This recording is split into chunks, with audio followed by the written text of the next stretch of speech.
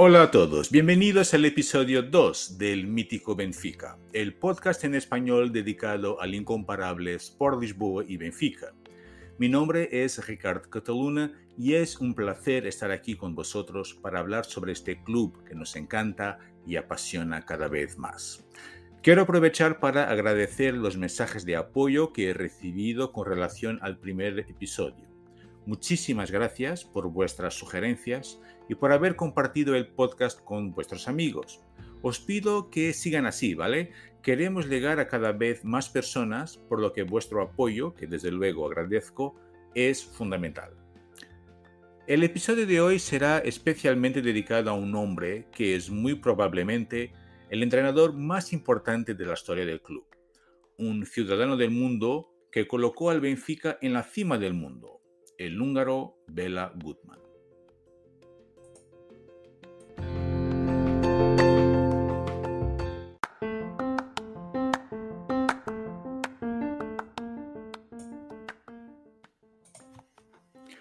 Si es verdad que el brasileño Otto Gloria fue quien ayudó a profesionalizar el club, Béla Guttmann, con su visión y modernidad, fue el responsable por elevar el Benfica al lugar destinado a los grandes. El único hombre que tiene, además de Eusebio, una estatua suya en el Estadio de Luz. Era un entrenador de temperamento fuerte y lleno de carisma. Tenía una capacidad superior para leer el fútbol en todas sus variantes. Ha sido un jugador con algún talento, pero fue como entrenador que ganó su lugar en la historia. Béla revolucionó la forma de ver el fútbol en los sitios por donde ha pasado. Además de en Hungría, entrenó en Austria, Países Bajos, Rumanía, Italia, Chipre, Argentina, Brasil, Uruguay, Suiza, Grecia y Portugal, claro. Hay que destacar su influencia en el fútbol brasileño. En 1957 aceptó la invitación para entrenar al São Paulo Futebol Clube, donde se coronó campeón de São Paulo. El estilo táctico de Guttmann, con su innovadora y ultraofensiva formación 4-2-4, tuvo gran influencia en la forma de entrenar a Brasil de Vicente Feola, su ayudante en el São Paulo, que levantó su primer título mundial en Suecia en el 58. Béla, también conocido como el Mago, es uno de los representantes de una nación que era en aquel momento una potencia del fútbol mundial, Hungría, y que encontró en el Benfica la expresión máxima de su genialidad.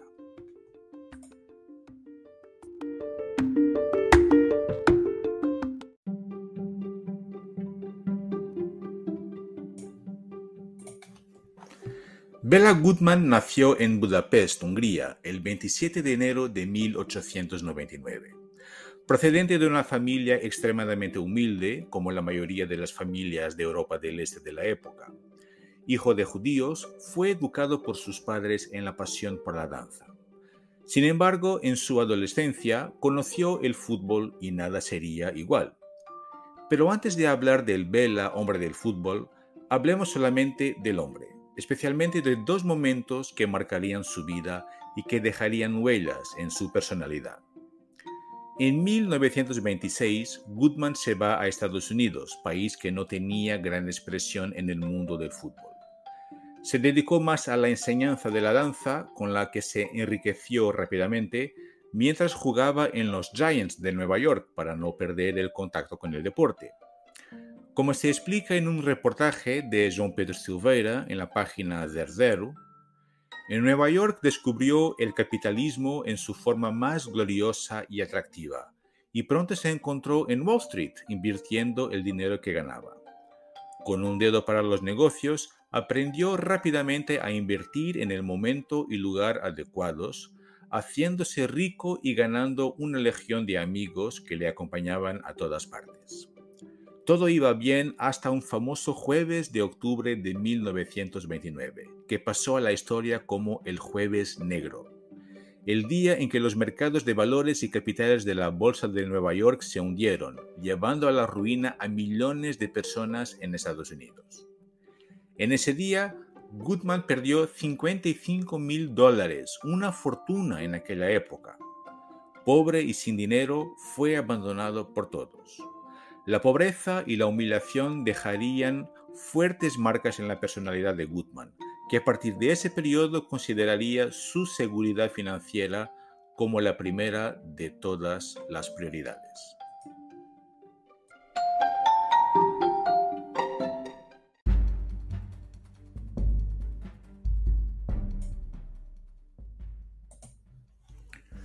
Como le hemos dicho, Bela Goodman era judío y fue uno de los millones de europeos que tuvo problemas durante la Segunda Guerra Mundial.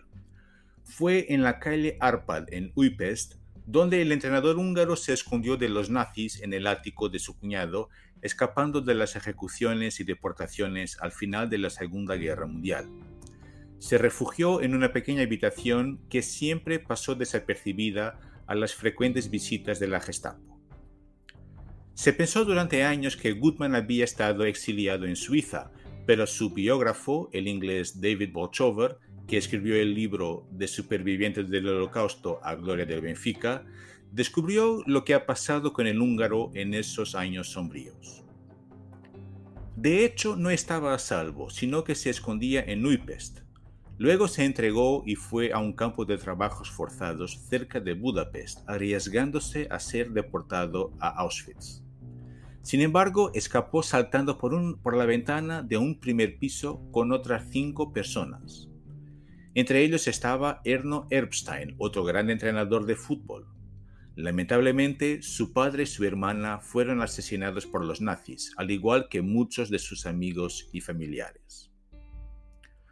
Bolchover añade: cuando los nazis entraron en Austria el 12 de marzo de 1938, Goodman fue astuto y ya había abandonado Viena y regresado a Estados Unidos, donde había jugado en los años 20, marchándose en barco.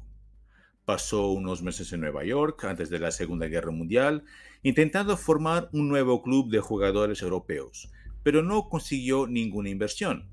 Así, decidió volver a Hungría cuando recibió una invitación para entrenar al Újpest, poniéndose en gran peligro. El club húngaro ganó el Campeonato Húngaro y la Copa Mitropa, uno de los precursores de las competiciones europeas, como la Copa Latina, que el Benfica ganaría en 1950. Su amor por el fútbol pondría a su vida en peligro. ¿Quién iba a pensar que este hombre, que estuvo a punto de morir, se convertiría en campeón de Europa 15 años después? Bela era un superviviente.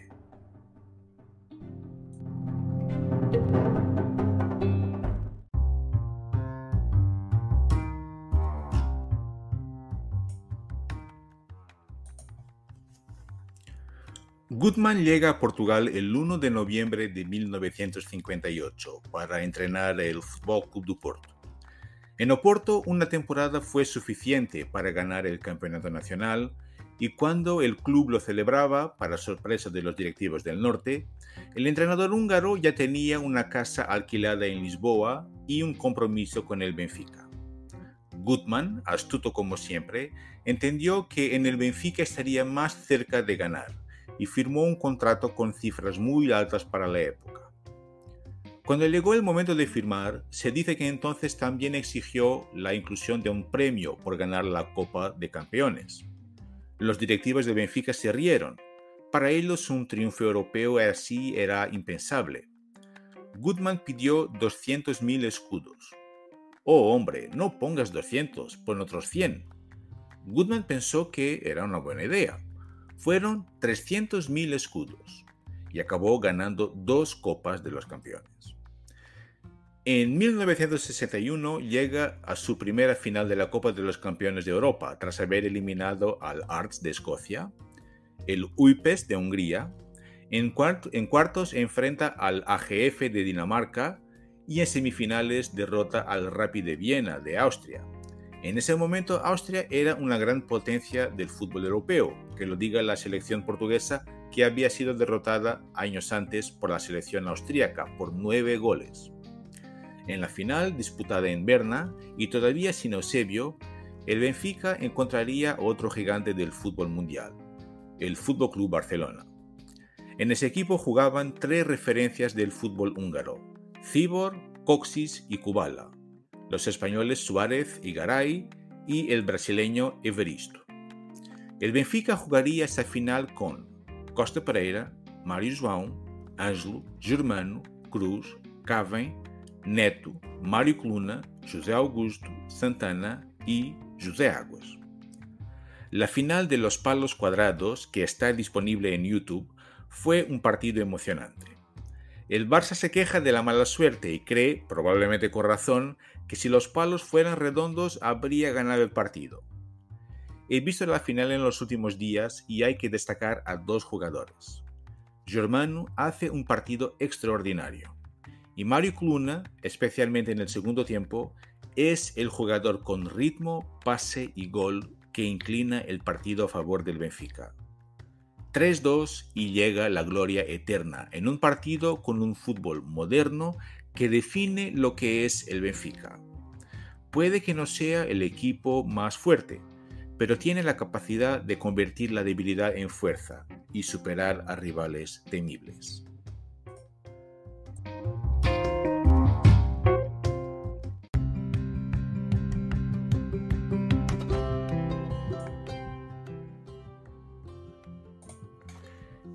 En el año siguiente, el Benfica vuelve a jugar la final, pero ahora en Ámsterdam, frente al gran equipo europeo, el Real Madrid de Gento, Puskás y Di Stéfano.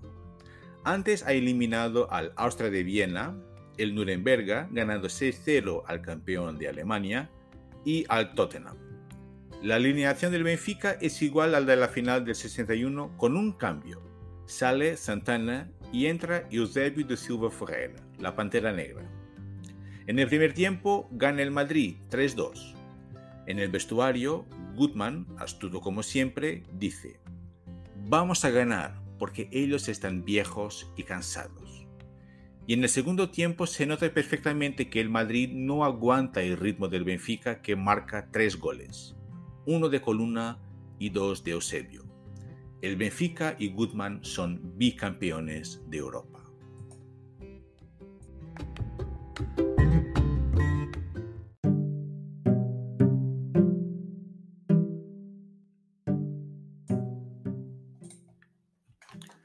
Al preparar este episodio tuve que hacer mucha pesquisa y hubo algo que me dejó revoltado. A Gutmann, un trotamundos que tuvo una carrera increíble y que ayudó a convertir el fútbol, solo se le conoce por la maldición. Maldición entre comillas. Al pesquisar en Google, la primera opción que aparece cuando buscas por su nombre es Béla Gutmann Maldición. Cada vez que el Benfica llega a una final europea, muchos aficionados señalan la maldición de Béla Gutmann como una de las causas de sus fracasos. La mayoría seguro lo hace en broma, por supuesto, pero lo hacen de todos modos.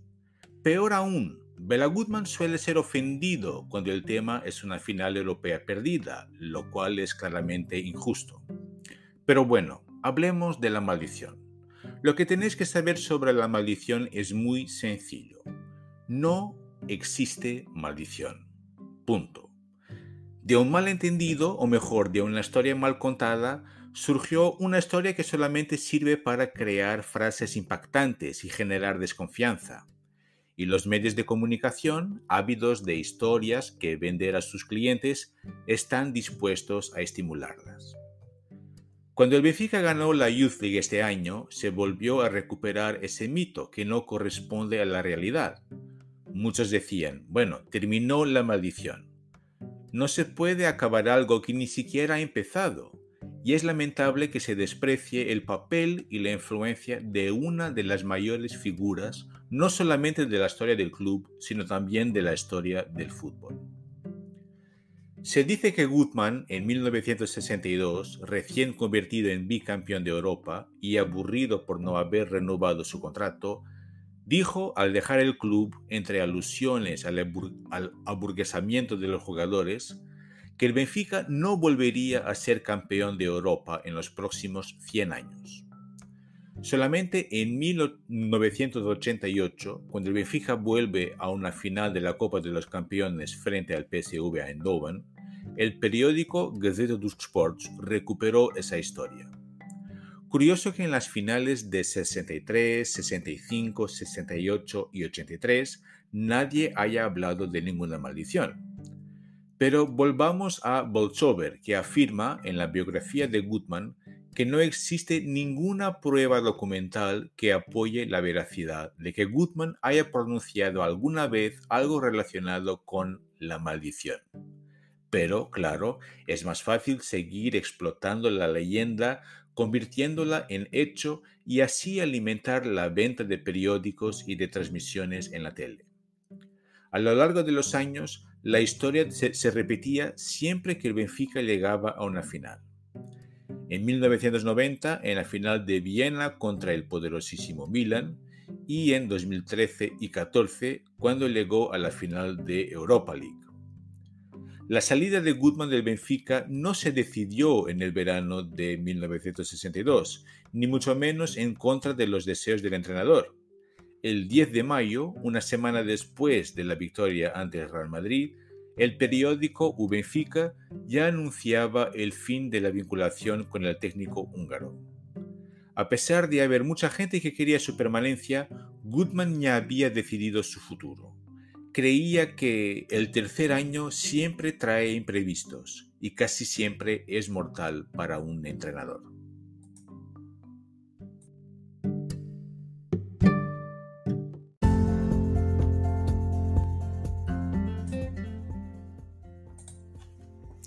La relación con el club continuó a ser la mejor posible, como el propio Gutmann explicaría en una entrevista al Mundo Deportivo. Las relaciones con el club son las mejores y para los jugadores sigo siendo el abuelito, mientras que estoy extremadamente agradecido a las masas de socios y aficionados por las demostraciones de amistad que he recibido durante mi estancia en Lisboa.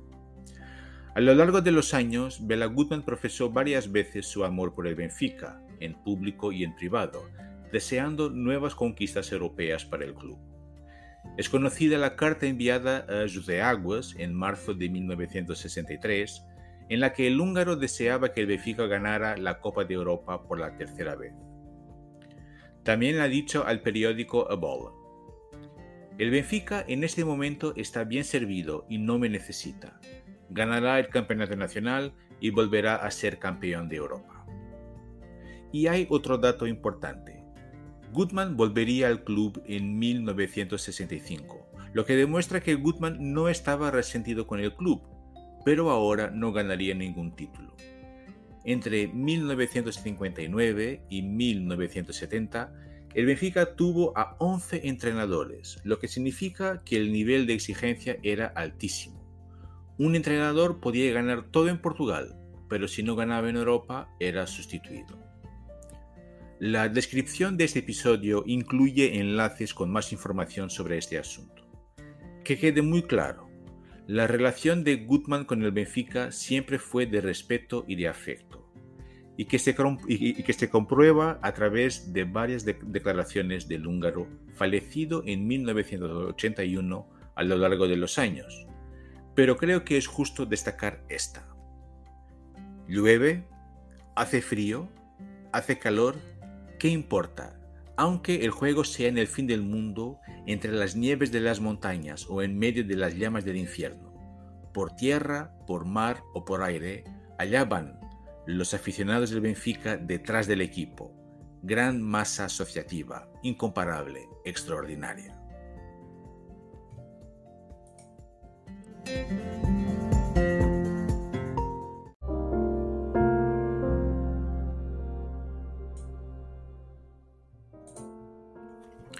El momento Pablo Aimar, un momento de reflexión dedicado a un asunto especial relacionado con el Benfica, será dedicado a Henrique Vieira, hombre que se destacó como jugador y entrenador de baloncesto del club y que falleció a los 65 años hace unos días. El club anunció la decisión de retirar la camiseta 5 que usaba, un homenaje justísimo. Llevó esa camiseta durante 11 temporadas como jugador en las que ganó 7 campeonatos nacionales, una Copa de Portugal, una Copa de Liga y una Supercopa. Fue entrenador durante 5 temporadas en las que ganó 2 campeonatos nacionales, una Copa Hugo dos Santos, 2 Supercopas, 2 trofeos António Pratas y una Supercopa luso-angoleña. Henrique Vieira es el tercer jugador con más partidos con el Benfica, solo superado por Carlos Lisboa y José Alberto. Sus puntos más fuertes eran el liderazgo en el campo y en el vestuario, el control del juego y las asistencias. Pero queremos destacar 2 aspectos. Siempre puso el interés del club en primer lugar. Ejemplo es cuando termina su carrera de jugador. La terminó a pesar de haber recibido una propuesta para renovar su contrato, pero entendió que no debería hacerlo porque no se sentía en las mejores condiciones para ayudar al equipo.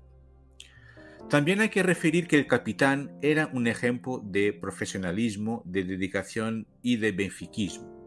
Siempre entendió que vestir el manto sagrado era una responsabilidad enorme y lo demostraba en el campo.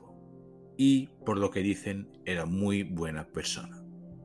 Les aconsejo que escuchen la entrevista que dio durante la iniciativa Benfica de Cuarentena del gran proyecto Benfica Independente.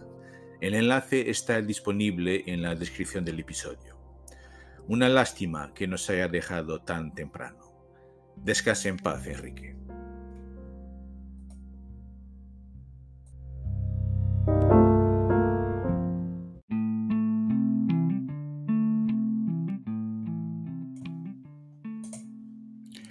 Y así terminamos el segundo episodio del Mítico Benfica. Por favor, seguidnos en Twitter, @elmíticobenfica, y no os olvidéis de bajar y compartir este podcast. Gracias y viva Benfica.